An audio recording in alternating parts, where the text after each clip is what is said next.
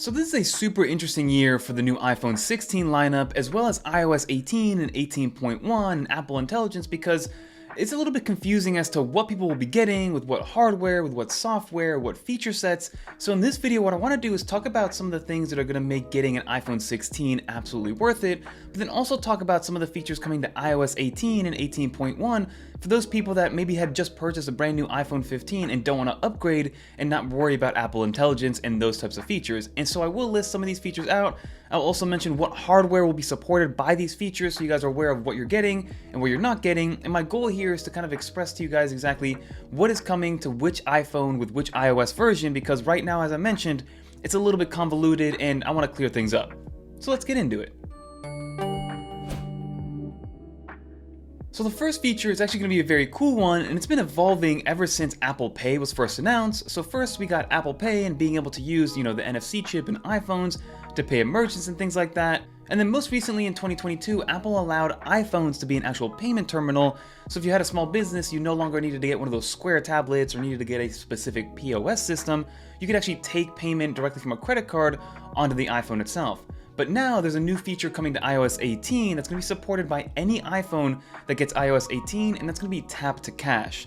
Now, Tap to Cash in retrospect is going to be the same exact idea, but instead between two different people, you're able to then use your phones to exchange money up to $500 before getting approval. So let's say maybe you guys all go out to dinner and somebody picks up the bill and then you owe somebody $40 for your dinner. You can actually tap to cash them directly from your phone. Then it'll show up on their phone in their Apple Cash and then be able to then be withdrawn to their bank account or added to their high yield savings account, etc. So Tap to Cash, I think, is going to be one of those features that a lot of people will be using moving forward. The second feature that's coming to all iPhones running iOS 18 is going to be RCS Support. And what RCS Support is, and we have a whole video which I'll link down below if you guys want to check that out, really explaining and demoing what RCS looks like, is that it's going to allow iPhones and Android phones to communicate with a lot less restrictions, whereas we see with iMessage and being able to text between two iPhones is very easy, whereas as of right now with iOS 17, the texting experience between an Android phone and an iPhone is very broken, and Apple has done this on purpose because they want it to be the best experience iPhone to iPhone. So what RCS allows, which stands for Rich Communication Services, is that allows you to send full resolution images and full resolution videos, as well as being able to see the little actual typing indicator and being able to react to messages. So it's almost like an iMessaging experience, but it's still green bubbles, so Apple is making it known that you are texting a non-iPhone. But the experience is just way more fluid, which opens the door up to more people maybe adopting Android rather than iOS, because especially here in America, that friction between iMessage and non-iMessage on the iPhone versus an Android phone is a big deal, for better or for worse. So now kind of opening that up and letting that be a little bit more accessible, I think, is a huge feature coming to iOS 18.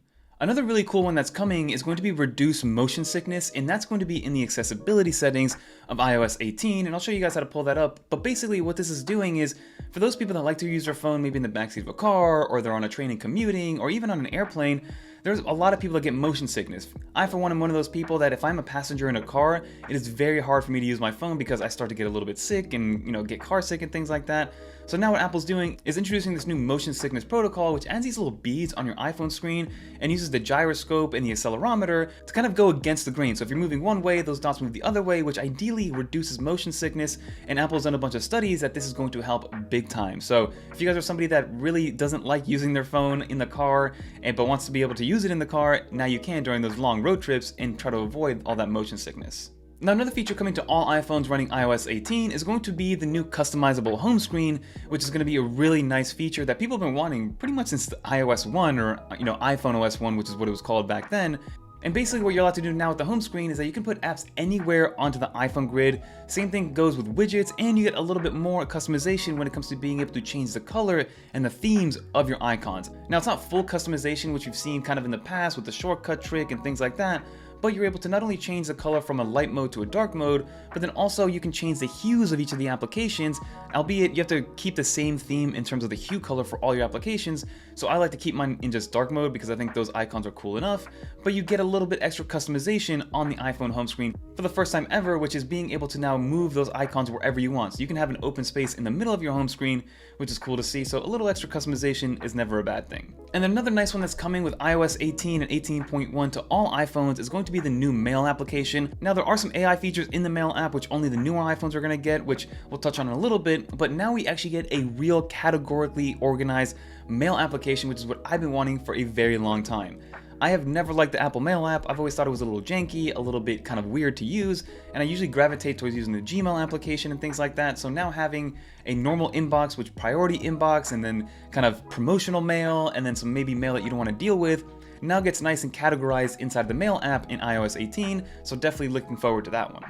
Similar to the Mail application getting updated, the Reminders app is getting updated with iOS 18, and it does come with some features that are going to be for everybody running iOS 18, but then also there are some AI specific features where it plays with Siri very nicely. But for those people that are just getting iOS 18, you are able to now have the Reminders app sync with your Calendars app, which is something that, again, I cannot believe it took this long for Apple to do something like that, but now you are able to, let's say, remind yourself to get groceries on a certain date, and then it'll also show up as a dot on your calendar, so they are talking to each other for the first time ever with iOS 18.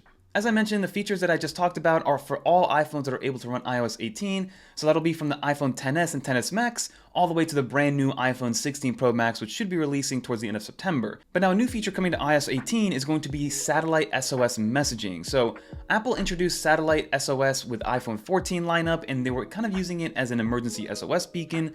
So if people are out hiking or in the wilderness or anything where they don't have service and they need to contact emergency services, they're able to use satellite messaging to indicate to those emergency services where they are, how long they've been gone, and things like that to be, at the end of the day, rescued by this. And now what Apple's doing with iOS 18 is expanding on that and making it a little bit more usable and not just an emergency situation. So now you're able to use satellite SOS with regular messaging. If you are in a situation where you really need to get a message out and then not have any service, you can use satellite messaging to relay that message via a regular iMessage to anybody you see fit. Now, Apple mentioned with the iPhone 14 launch that satellite SOS was something that they were going to charge for eventually. They mentioned that it was going to be for free for 2 years, and we're now kind of coming up on that 2-year threshold, so we're not 100% sure if Apple's going to be charging extra for this or what that looks like. But as of right now, with iOS 18, satellite messaging is something that you can do, and as of right now, it's included in whatever pricing you have with your iPhone. But let's see if Apple actually ends up charging people for that. But I do want to mention that you need to be running iOS 18 and have an iPhone 14 or newer for this to work. So now let's get into some of those AI features, and unfortunately, as I've been mentioning, right now the only iPhones that are going to be able to have Apple Intelligence will be the iPhone 15 Pro and Pro Max, as well as the iPhone 16 lineup of phones, from the regular 16 all the way to the 16 Pro Max. Apple is saying the reason this is happening is because you need at least 8 gigs of RAM to run Apple Intelligence, and unfortunately the iPhone 15 and 15 Plus do not have enough RAM in order to run this. So if you are using one of those phones and you do update to iOS 18, you will be getting the features I mentioned earlier, but you will not be getting any of the Apple Intelligence stuff, and you will not be getting any of the new Siri stuff, which is very unfortunate. And then also keep in mind that the Apple Intelligence stuff isn't actually coming out until 18.1. So if you do buy yourself a brand new 16 Pro Max, it's going to come preloaded with iOS 18, which will not have Apple Intelligence, so do not freak out. Eventually, Apple will release 18.1 probably sometime in October and release Apple Intelligence in all of its glory to everybody that has those newer iPhones that do support it.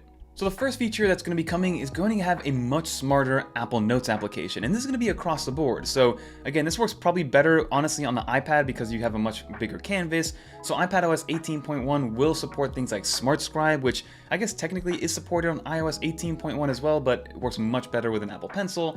But basically what it does is that if you are handwriting notes or handwriting a message, it'll basically take that handwriting and make that handwriting a little bit more legible, a little bit cleaner, while still using like the essence of your personal handwriting, which has been working marvelously with 18.1, and it makes it just easier for other people to read. So if you are somebody that uses notes in a collaborative format, being able to then handwrite and get Smart Scribe enabled, because me personally, I have terrible handwriting, so now with other people reading it, they'll be able to read my terrible handwriting because Apple's fixing it in the back end using Apple Intelligence. And then in that same light, Notes is just getting overall smarter. For instance, you're able to set variables from a math notes perspective. So in this demo I have right here, I'm able to say maybe I was trying to split a bill. Probably not the most efficient way to split a bill, but this is a great demo to show you what you can do. And basically what you can do is set certain variables. So you can see that I have Jill and Amanda and Kirk and things like that. They each spend a certain amount of money on a dinner bill.